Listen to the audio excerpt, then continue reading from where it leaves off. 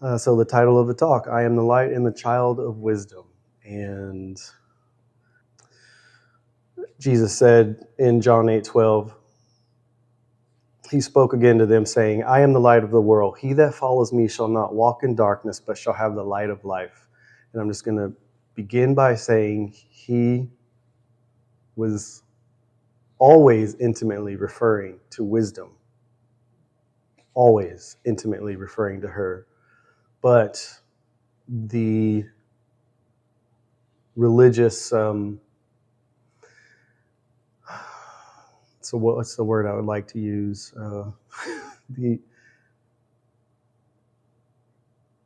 I'll just say religion. Religion has painted a very different picture of the message that he brought. It was all about her. I have a Bible translation project called Bible Redefined, in which I retranslate some of the most powerful statements and affirmations of the Bible.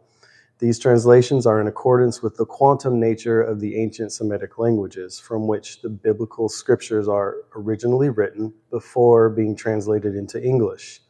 Bible Redefined points out just how watered down typical translations have been. There are better, more revelatory ways to translate, I am the light of the world. He that follows me shall not walk in darkness, but shall have the light of life. And here are 4 other ways which I have been able to produce for Bible Redefined. Yeshaya spoke again, saying, the I am and I can of the universe is illumination for the world of particles and form. That's another way of saying for the earth, particles and form, making sense of the creative actions and processes of sacred unity. The I am and I can of the universe brings true knowledge of the mystery of God. The I am gives knowledge and understanding of all levels of sensation and existence. Whoever follows me in connection to and the teachings of I am will not have to walk in confusion. Those who follow the inner light of the self, conscious of the only self and one being, will not stumble blindly. Instead, they will experience the truth, a rich understanding of the rhythm and tune of sacred unity, resulting in abundant energy and the realization, I am and I can, always. And another way that this could be translated, the I am and I can of the universe is the essence of who I am and is illumination for navigating the 3-dimensional world of particle and form, making sense of the creative actions and processes of sacred unity. Whoever follows me in connection with the only I am will not have to live without consciously knowing the truth. Those who follow the inner light of the self, consciously aware of the one being, will not live in ignorance. They will experience abundant, illuminating energy, leading them to the further realization, I am and I can. One more. I am is the essence and illumination for navigating this physical experience. Whoever walks the path as I do, as I am, will not walk in ignorance or confusion. They will utilize and express the luminescent fullness of life. What is special about this is whoever walks the path as I do, as I am,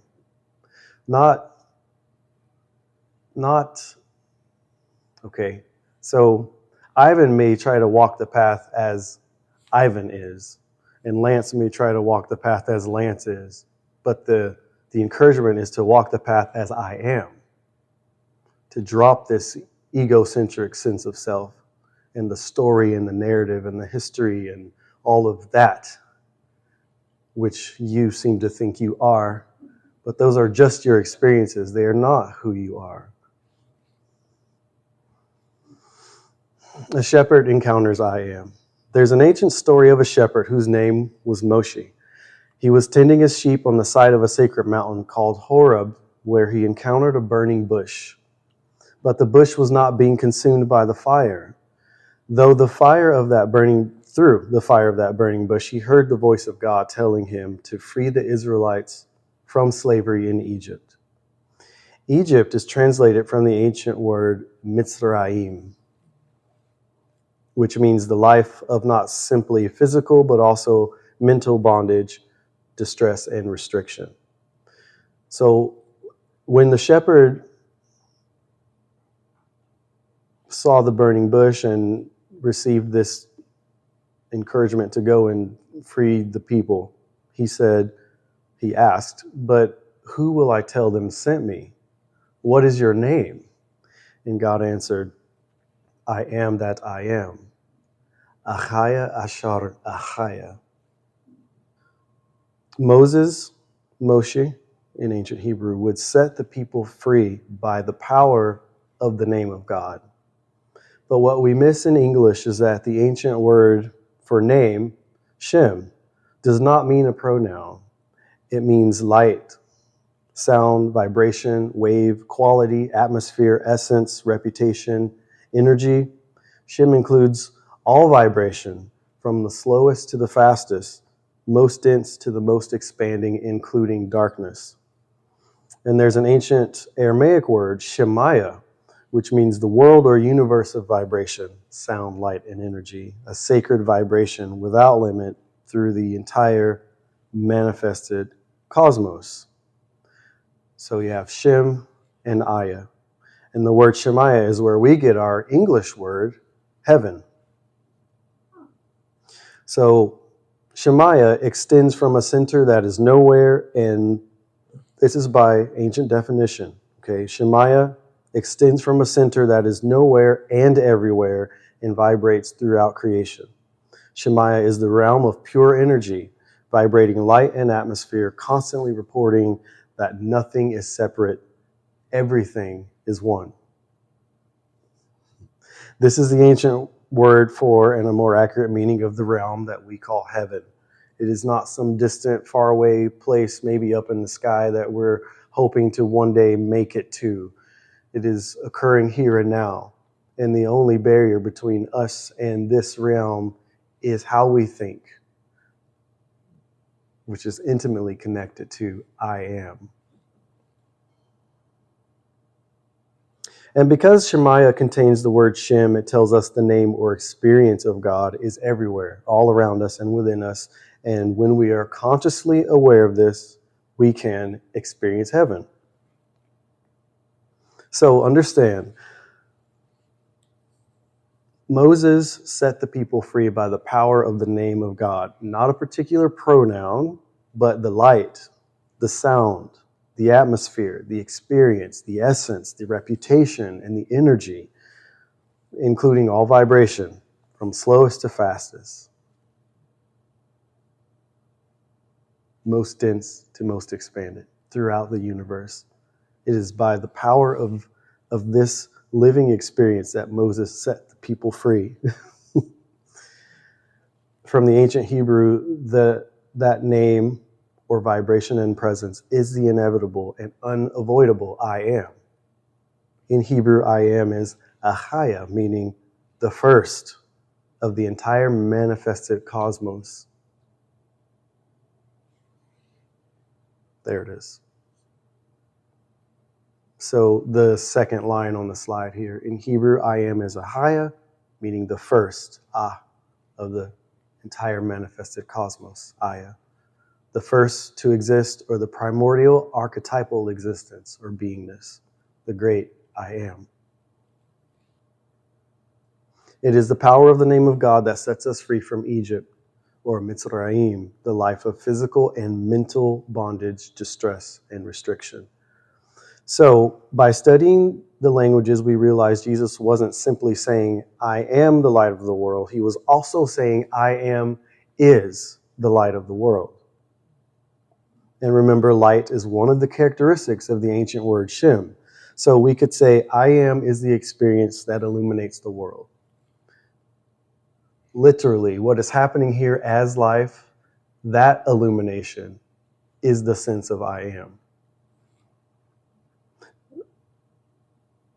And to take it further, the ancient Greek word for world is cosmos, meaning the ornate decoration and adornment of the universe and everything in it. And its Aramaic roots include the newness of everything constantly arising in the world of form.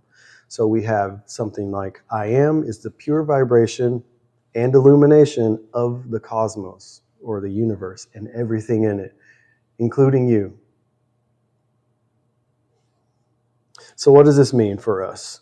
If I were to ask you, what are you doing after this meeting today? What would be some of the first and most important words out of your mouth to indicate that you are going to do something? I am, right? I'm, right? I'm headed here, or I'm going there. I am is the one statement or contraction that none of us can avoid, and it is the name of God, a way of saying the pure vibration of the universe and the essence of what it means to be consciously aware. It is you. You are it. Though you have thought and maybe still think and will walk out and have this ongoing battle thinking you're your name instead of being the name. The 5 ancient words, El, Al, Eloha, Allaha, Allah, from which we get the English translation God, are better translated as the sacred the sacred beingness, or the sacred intelligence, and leads to a universal concept of pure vibration, which we can refer to as unity in diversity, or the one in many. From those 5 ancient words, there are at least 50 more ways to translate this universal concept that we have so simply referred to as God, with all the baggage that that term has with it. But now we have discovered I am is unity in diversity. It is happening here in this room. One breath in many, the one in many, unity in diversity. And it is the kind of secret meaning behind my project, I Am University. It is a way of saying I am is unity in diversity. And if our education, if our sense of self, our knowledge doesn't point us back to who we are and what this life, this universe is about, it is not truly a higher education. It's something a little different. I am as the light, sound, vibration, quality, atmosphere, experience, essence, reputation, and energy of the one true self shining in and through you and me in all of life. And being consciously aware of this allows us to participate in the sacred reality as creative co-workers in alignment with the purpose of God, which would be the purpose of unity, which would be the purpose of unity in diversity, which is why Jesus prayed, "Thy will be done on earth as it is in heaven." The will or purpose of God doesn't just appear magically out of thin air. We are the co-workers. We are the vessels. We are the affirmers. The affirmations are ours to speak by birthright of I am. It means what you say actually has power. And that can be for better or for worse. So if we're wondering why our prayers aren't answered or why that manifestation is taking so long, we can just begin with how we think and how we speak. But it's not an easy task because we're so embedded in the matrix of our culture that regular, ordinary, everyday things that we say, we don't realize how they disempower us. As simple as I can't, when everything we've been saying is I am and I can. So what is I amness? I is self-awareness, and self-awareness is the essence of the sacred feminine. Sacred feminine is wisdom, discernment, discretion, and movement, the power of differentiation. Her essence is the full range of pure creativity. And amness is the cosmic existence, the great beingness. Amness is pure consciousness, the essence of the sacred masculine. Sacred masculine is simple presence, pure stillness, raw space to hold all that is necessary, the power of pure observation, the intelligent fabric of reality, and the full range of pure possibility. All of this knowledge is contained in the ancient Semitic languages. If we try to reverse these sacred roles, what we create is an inverse or toxic version of these two things. If we tell dominantly masculine beings that they need to be creative movers, we just might be perverting the masculine. And if we tell dominantly feminine beings that they need to be still and they need to be silent or be a silent space to catch and simply hold all the things, we just might be perverting the nature of the feminine. There's a lot to discuss there, a lot to unpack about all of that and how it looks in our culture and the struggles we've had with it. There's not enough time to really get into it right now, but you may be interested in attending the Wisdom Workshop, which is going to be next weekend. I amness is the uniting of consciousness and awareness. That is the sacred masculine and the sacred feminine. That when you say I'm, you are referring to these two which are one. So it's back to the unity and diversity. We call it conscious awareness. It is the birthright of every living thing. It is the raw power and essence of human identity, the unity of both sacred masculine and sacred feminine in you and me. And it is your unique challenge to know how to balance them. I'll say that again. It is your unique challenge. No one's journey is like yours. So how you balance these two is going to be a very unique experience. But what we can say is that they must be balanced. We don't want to be overly one or overly the other. We've got to find the middle ground and how this flow and fluctuation needs to take place, because there are circumstances where we might need a little more of the sacred feminine, and there are circumstances where we might need a little more of the sacred masculine. One of them has to be pilot and one needs to be co-pilot, and they switch back and forth, and there's an ebb and flow that is beautiful and it's creative. They are different energies of the one pure mind, the one conscious awareness, the great I am expressing itself in and through each of us. Change your thinking, change your life is one of the tenets of Science of Mind and Centers for Spiritual Living. We know that thinking is born out of conscious awareness, which is inseparable from your own sense of self. And your personal consciousness, your personal conscious awareness can align with the one and only. This would require congruence, which means agreement or harmony, and compatibility, as well as coherence, which means consistency with the whole. The same congruence and coherence that allowed Jesus to say, I am the light of the world, in full confidence and not forgetting that his sense of self, his I amness, was, is, and always will be one with the one and only. This is your birthright as well. There was a statement that he made in the book of John. I believe it's in chapter 16, verse 33. He was saying, I can't quote it, but he said something like, you see these great things I have done, those who follow me, and there's the follow me thing, right? Which is a clear reference to the teaching of I amness. Those who follow me can do these things and greater things. He did not separate himself from the crowd. That was not his teaching.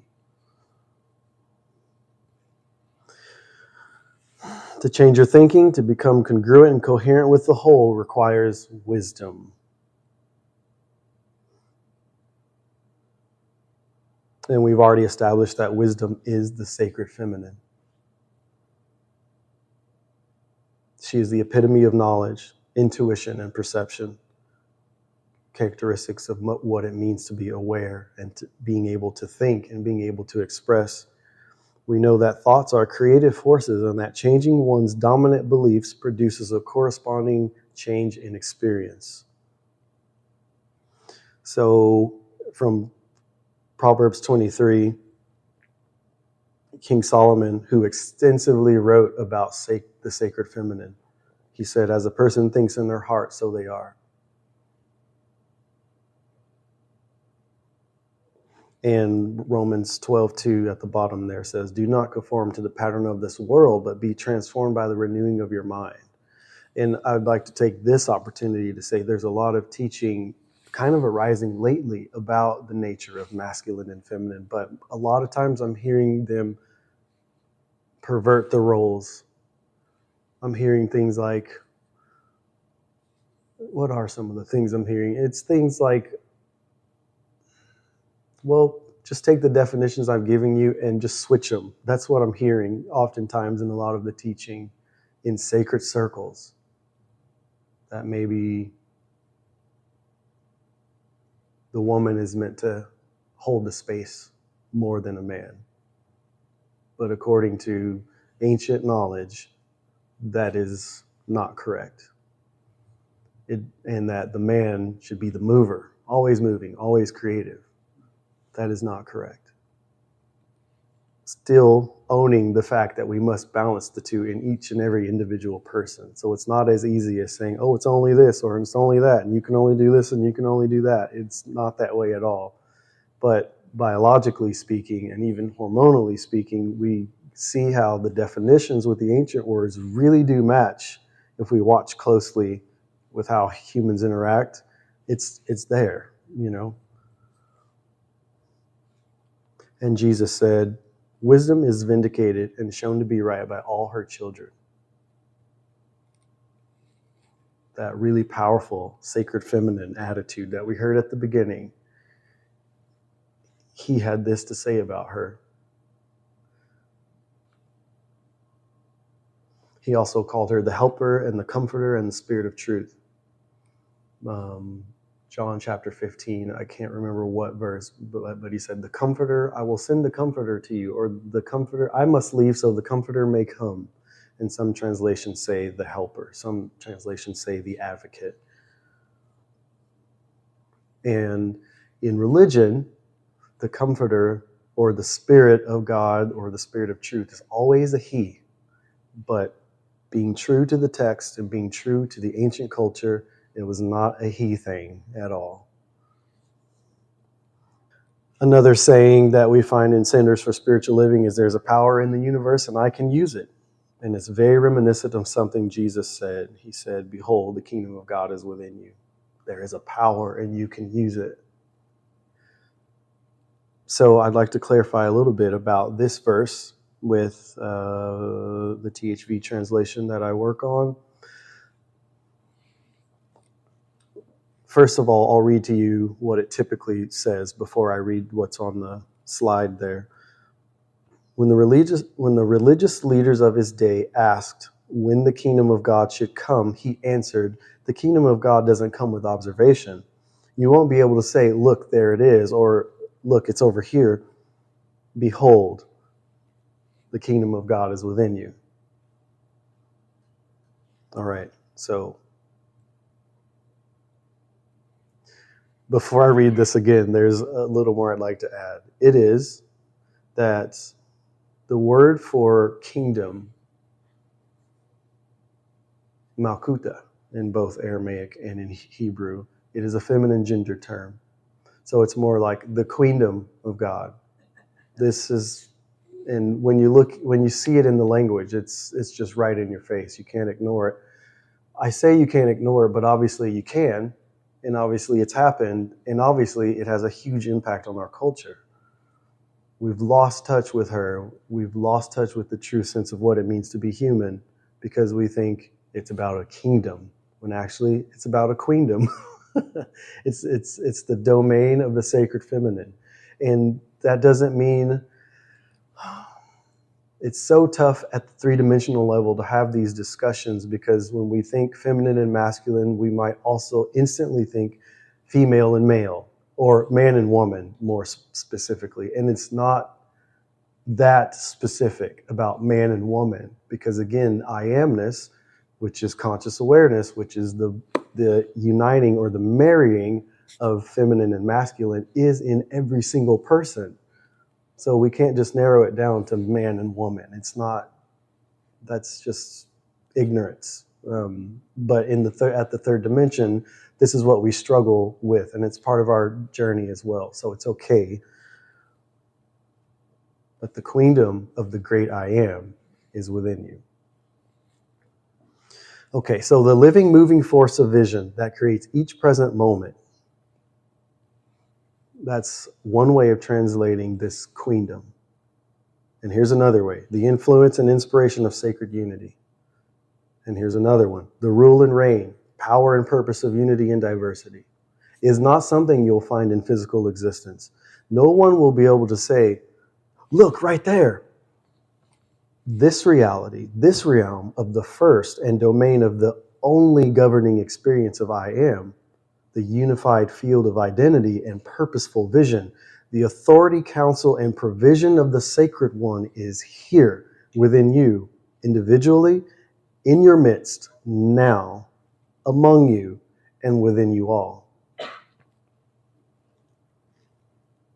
Okay, here's another way that it could be translated: the authority of self-empowerment, the power of vision, the reality of potential, which creates each present moment, which creates each present moment, which creates each present moment, which creates each present moment with influence and inspiration.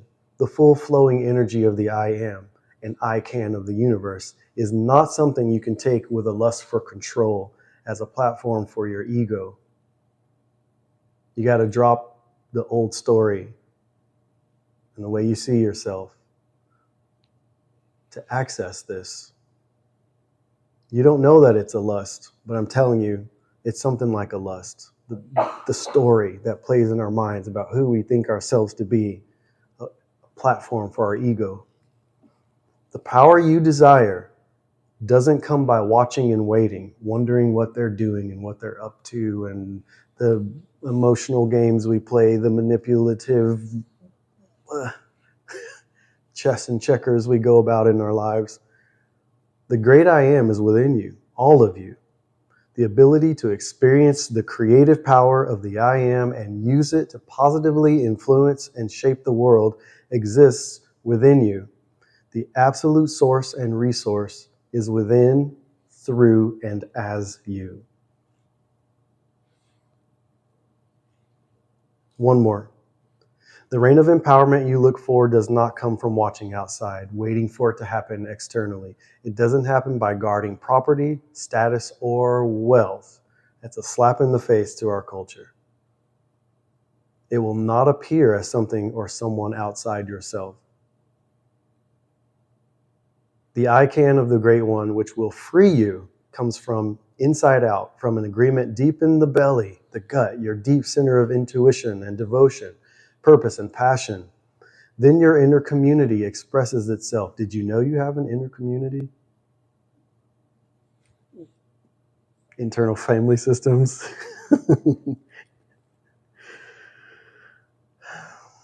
It will express itself as the face of power and overwhelming unity. All the parts within will come together. So there's another example of the unity and diversity that occurs within you. It's not simply that there is a power in the universe. You and the power are one by birthright of I am. Pure conscious awareness, the unity of the sacred masculine and sacred feminine. And when you learn to balance them, you will know, experientially know, not just some kind of logical thing that you read or you heard someone talk about. You will experientially know the full expression of sacred power to change your life. And all of this is the embodiment of wisdom. And I promise I will open it for questions. We would like to acknowledge the feminine principle as receptivity and creative intelligence as part of the spiritual architecture that I keep referring to as conscious awareness, which is the same as perfect mind, which is the same as I amness. The story of Adam and Eve, all the way back to Genesis, it is a portrayal of perfect mind. And I'll just very quickly, it excites me, I'll very quickly just say Adam is the representative of consciousness, the sacred masculine, and Eve is the representative of awareness, the sacred feminine. And then there's the serpent, which is the ego. And what happens in the garden? The term for garden means enclosure of bliss. that when the balance is there, it's a blissful, heavenly experience. It's all about human consciousness. The story is about human consciousness and its three pillars: Adam and Eve and the serpent, masculine, feminine, and the ego. And that you get kicked out of the garden when you follow the ego too far.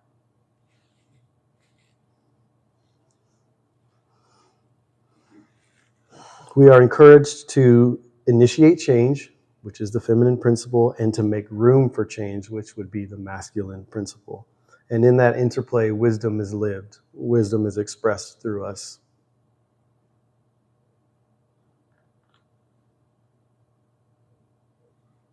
Okay, I'll pause there and see if there are any questions. Do us a little favor. When you ask a question, try to be as direct as you can be. Hold your storytelling with the question, right? Just present your question just to make sure. Oh, we should give them the number 7 microphone. Yeah. Let's see. I think it'll go pretty far. And we could use the stool if that's not too much of a hot seat for people. Okay, so I think Bobby had a question, and I think that'll reach Bobby. Yeah. In your translation, is there a specific word that you're getting power from? Because it seems that there's other ways of interpreting that don't have to do with accumulating power. Yes, yes. And is there a specific word that in the original text that is pointing toward power? Yes, so that's a really good question. And the term for what we get as kingdom,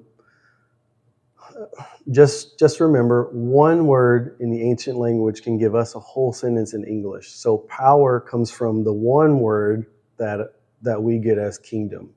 It's built into the word. It is a way of saying that which produces, that which moves things forward, that which creates life. This is power. It has nothing to do with power in our Western world, 21st century idea of power. Does that answer your question, Bobby?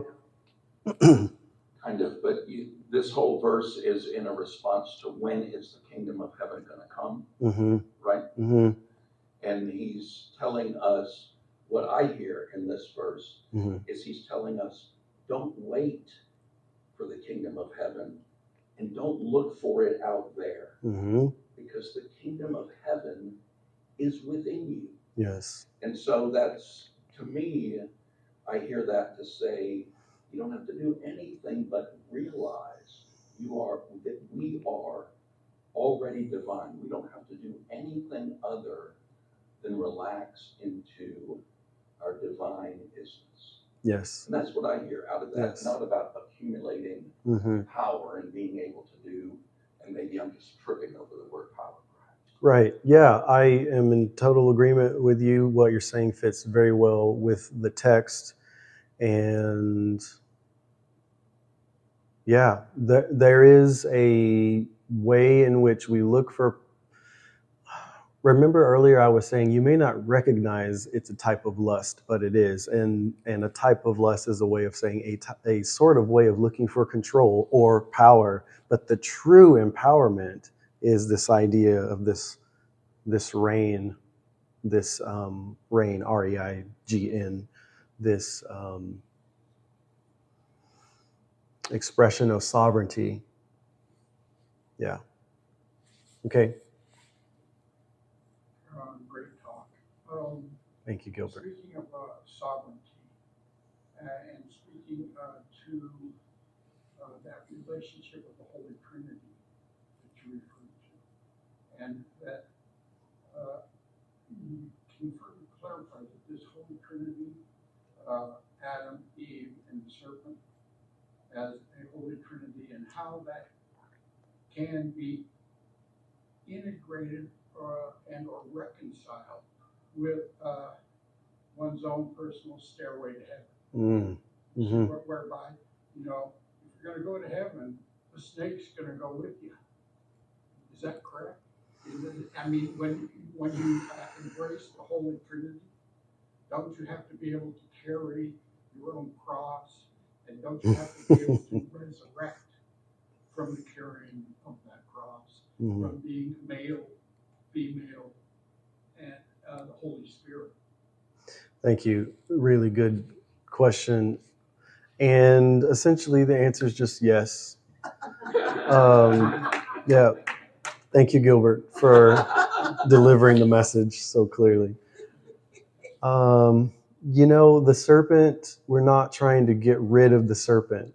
We don't have this human experience without the serpent. We don't have this human experience without the ego. There is no way to understand the difference or why there might be the dichotomy of a heaven and a hell, or good and bad, or good and evil, without the serpent. So the serpent plays a very important role for us. The thing that this message about wisdom and the queendom is pointing out to us is you must return to your true self. You have believed in yourself in such a way that makes you equal to your ego. You've not awakened to your true power, which is the ability to see the ego, embrace the ego, and totally overcome the ego at the same time. That doesn't mean the ego goes away. The ego still gives you the same urges, whatever those are, but you can sit in the seat of observation by the power of the sacred masculine, the power to observe and contain all things. That includes the ego. Yeah. And then move and act from there, which is the feminine principle. Okay? Mm-hmm. And so an easy pathway to this masculine, feminine thing is what is what the Chinese Eastern religious, the yin and the yang, Right. having that, being able and embracing that full circle. Mm-hmm. You can't practice the yin and the yang without the full circle. Yes. Which encompasses within a unity factor, and so can simply seeing, feeling, and experiencing the yin and the yang in your prayers into this unified field. Can that be a doorway into absolutely queendom? Yeah. Absolutely it can. It is. Yes, thank you for bringing that up. And when we see the yin and the yang, isn't there also the little tiniest circle of the opposite color in each one? And it's a really beautiful portrayal of this. Anything else? Anyone else? No? Okay. Well, so the Sacred Feminine Workshop, or the Wisdom Workshop, is next weekend. It's going to be Friday evening, I believe 5:30 to 7:30, and then it's most of the day Saturday from 10 a.m. to 6 p.m. It's donation-based, and if you'd like more information about it, please just send me an email at THV1@ProtonMail, and those are the dates and the times for the workshop. I Am University is a really wonderful, thriving community where